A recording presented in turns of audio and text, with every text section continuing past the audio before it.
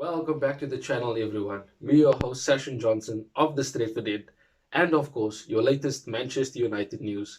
But a bit of a bigger one today. Pre-season has begun. It has started today, and of course now we look forward to the new season officially. We will now start seeing videos and pictures of Ten Hag with the team, training, meeting the players, etc., etc. However, there are still things that we need to sort out in the transfer window. Lots of things that don't make sense, but also things that do make sense. Yes, there is a Frankie de Jong update, but before we get into today's video, of course, subscribe to the channel. Links to our socials in the description. So, Frankie de Jong, as always, everywhere in the news, every journalist is speaking about him, every newspaper outlet is speaking about him. No one cares about Haaland going to City anymore. Nobody cares about Nunes at Liverpool. And any other transfers that might be happening. It's all about Frankie de Jong and him coming to Manchester United. Now, there have been updates with regards to his transfer, and it looks like a deal is ever more closer. How many times have I said that before? It's always close. He's coming. I just want us to finally see that a fee is agreed. But that will definitely happen by this week. Many reasons for that. One, Frankie de Jong will be returning from his holidays and he does have to go back to a club, and that club will be Manchester United. Barcelona do want to sell him. As Fabrizio himself said, they have gotten closer to agreeing a deal. It looks a lot like we are going to be paying 80 million fixed plus add-ons. It's basically what Barcelona wanted. We could have just paid that in the very beginning and save us all this transfer saga and time and drama. But it's probably Barcelona selling when they want to sell, because on Thursday in Spain, all Spanish clubs close their accounts.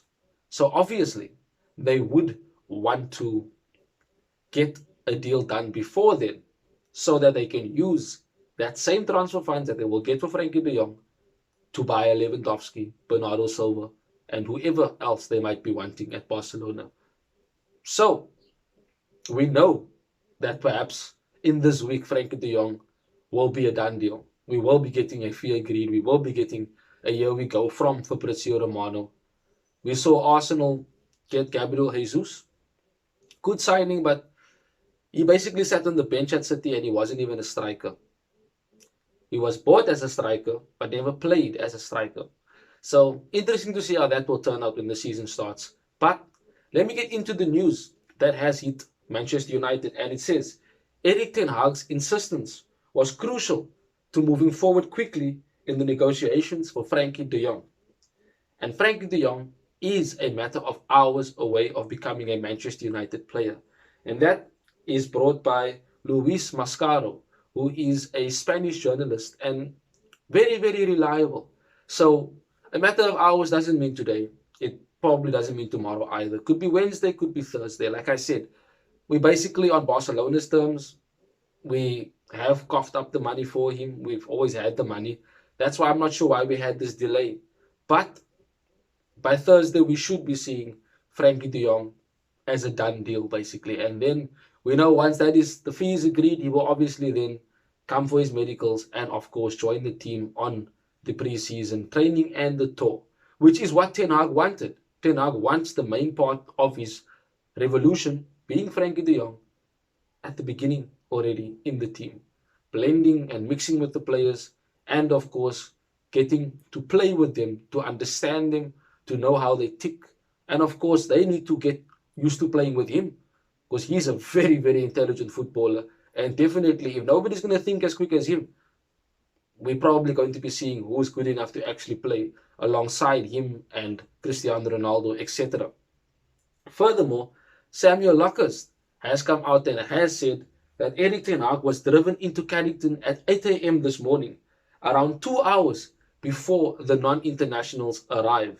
So, that's normal news. Of course, our coach would have been there early so that he can prepare for the pre-season training that will start today. You know, from today onwards, until that very first game against Brighton at home at Old Trafford, the very first Premier League game.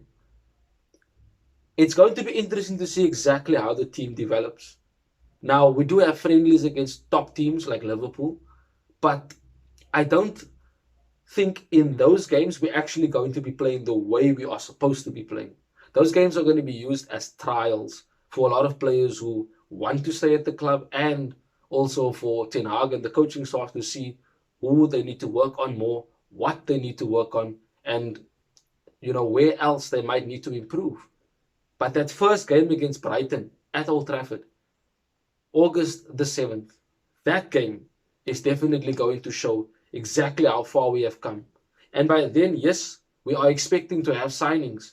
Fabrizio on a podcast said that Cristiano Ronaldo has come out and said that he does believe Manchester United will make signings and that they will totally support Erik ten Hag. Key words being totally support. Ronaldo understands how important it is for a manager to be backed 100%. Only then can that manager succeed with any club that he is coaching. So Ronaldo is fully behind Ten Hag.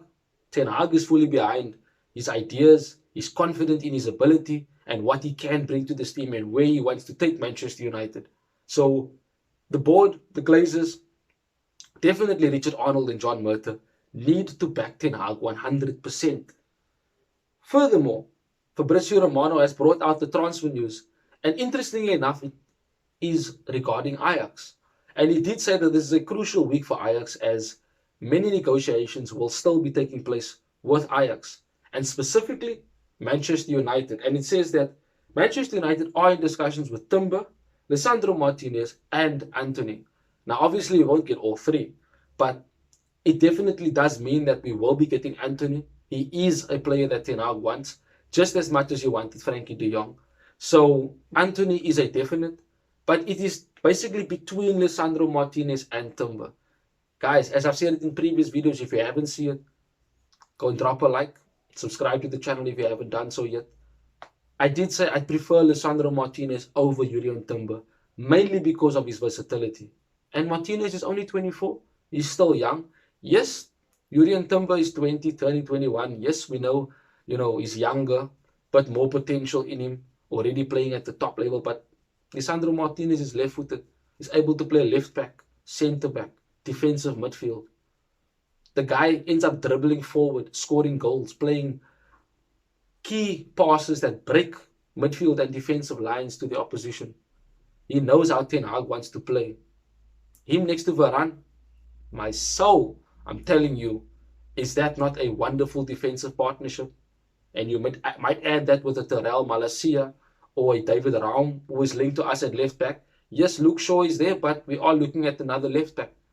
So I prefer Martinez over Timber, but perhaps Timber is still a good option. He's a player that I would want at the club. Even him next to Varane would be absolutely world class. So interesting to hear that we are still in negotiations for those players, but it's definitely between Lisandro Martinez and Timber, but Antony is a definite. Furthermore, in terms of sales, it is said that Manchester United expect more outgoings before the transfer deadline. The club are willing to listen to offers for Eric Bailly, Tuanzebe, Wan-Bissaka, Telles, and Martial. And this is brought by Rob Dawson from ESPN. So those are players that have not performed as of late.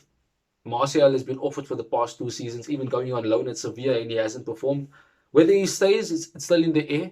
But if an offer does come in that is of value, I think perhaps maybe around 30 million, surely then he will leave. His wages are a problem, and that is basically the club's fault.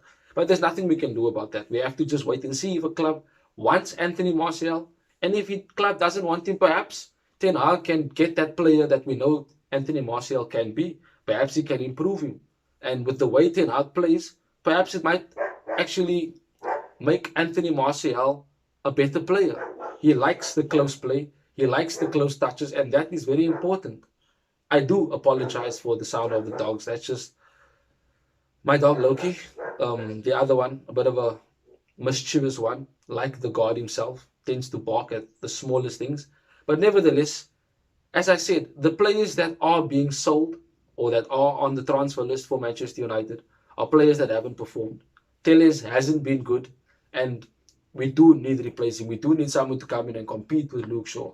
But interestingly enough, as I said, Ten Hag will be giving these players a chance, and if they do improve and if they do impress Ten Hag, they probably will stay in the team as squad players or improve to a level that will be starting and to a level that Ten Hag wants.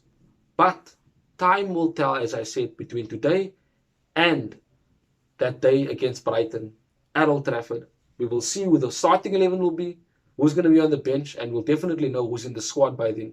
New signings and the players that are currently at the club. It's going to be a better squad, that's for sure. But we do have to prepare ourselves for this transition at the beginning of Ten Hag's revolution of Manchester United. Guys, thank you for joining me as always. Like the video if you haven't done so. It definitely helps the channel out. Also subscribe to the channel, please. Our goal is 1,000 subscribers before the end of the year.